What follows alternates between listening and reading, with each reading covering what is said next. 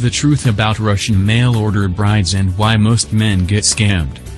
You've probably heard the horror stories of men signing up for mail-order bride services, traveling to those countries and then meeting with gold-digging Russian women that only want them for their money and a green card.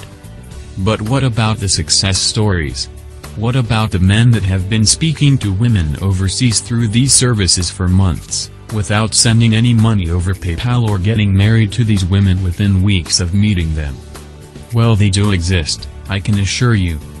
I've even met a few men that have done this, so I know what to look for in terms of scams and women only out for themselves. So if you're interested in Russian mail-order brides in particular, make sure you read every word here, because it could save you hours of wasted time and thousands of dollars. What is a mail-order bride? Originally, a mail-order brides listed themselves in catalogs during the 1900s. They were shown to be available for marriage, and the target market was Western men in America. The coined term has since evolved massively and is now a popular search for men online.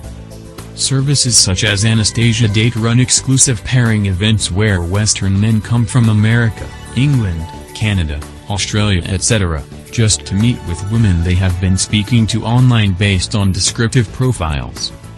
Why most men get scammed?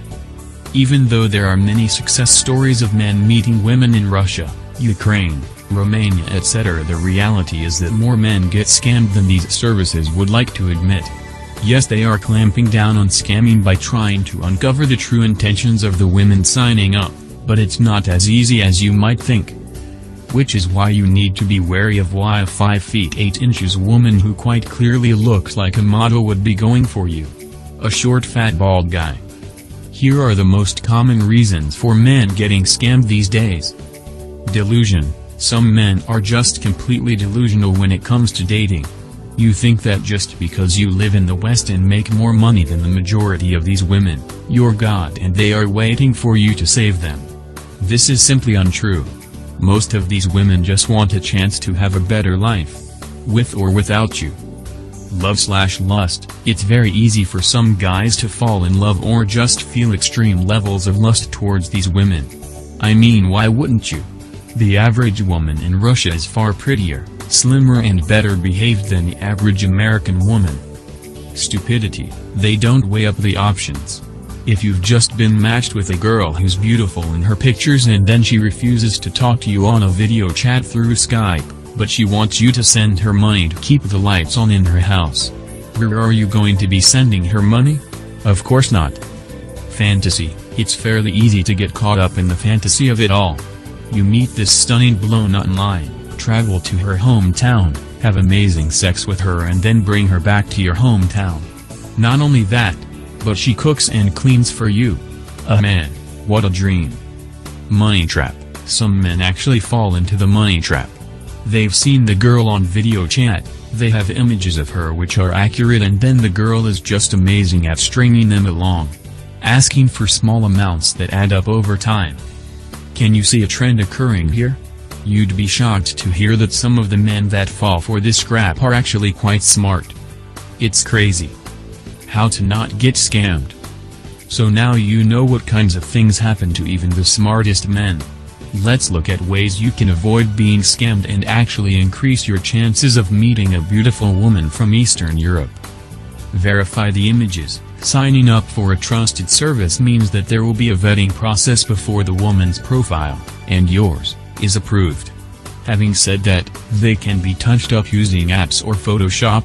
So you need to make sure that all of her images are not only consistent, but they show her face and body.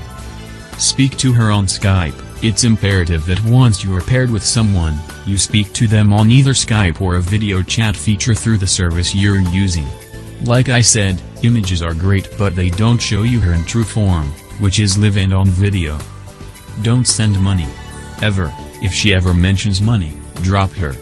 Don't even bother to stick around. It's a red flag that she is only after you for the moolah.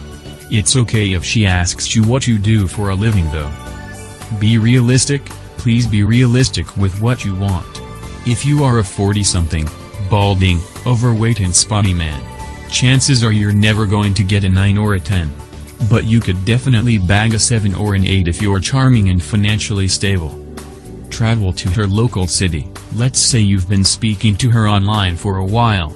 You have her pictures, you've spent time video chatting, and you know everything about her. Now what? Well, you need to travel to her town and meet her in person. This will be the truest gauge of all, and you will be able to see if you're both compatible. Conclusion. I think the most important thing to remember here is that you need to keep your common sense hat on and don't be afraid to ditch these women if they are not meeting your standards. Even if you meet her in person and she's not quite the same as she was online. Ditch her. Go back to your country and move on. Just don't waste any money or time.